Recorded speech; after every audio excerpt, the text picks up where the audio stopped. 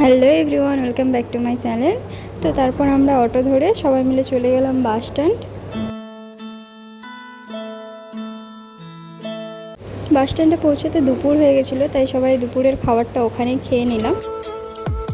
এইদিকের খাবারগুলো সব কিছুতে একটু বেশি টক, কিন্তু আমার বেশ ভালো লাগে।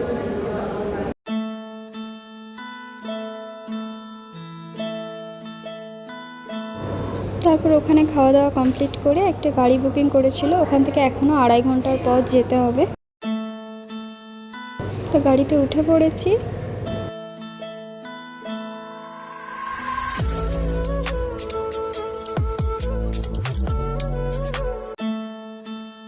গাড়ির ভেতরে সবাই গল্পও করছিল, সেলফিও তোলা হচ্ছিল।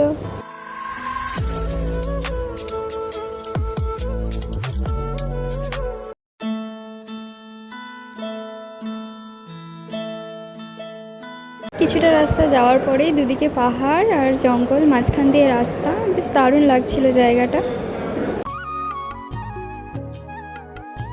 মাঝ রাস্তায় একবার গাড়িটা দাঁড়িয়েছিল, তখনই বাইরে বেরিয়ে একটু চারিপাশটা দেখছিলাম।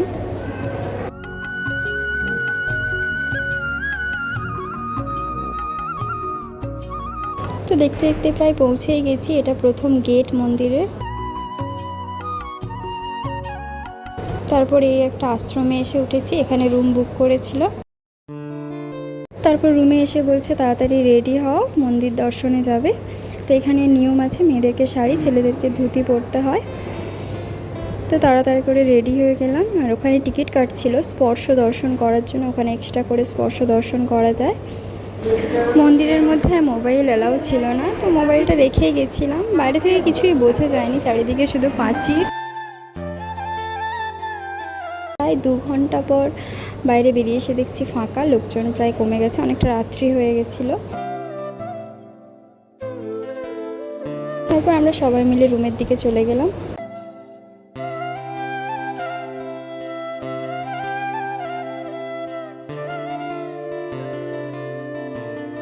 এখানেই রাত্রে ডিনারের ব্যবস্থা ছিল, তো সবাই ওখানে খাওয়া দাওয়া করে নিলাম।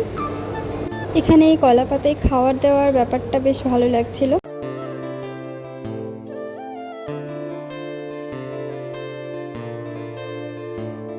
তারপর সবাই মিলে রুমে চলে গেলাম। তো ভিডিওটা এখান পর্যন্তই, দেখা হচ্ছে নেক্সট ভিডিওতে। চলো টাটা।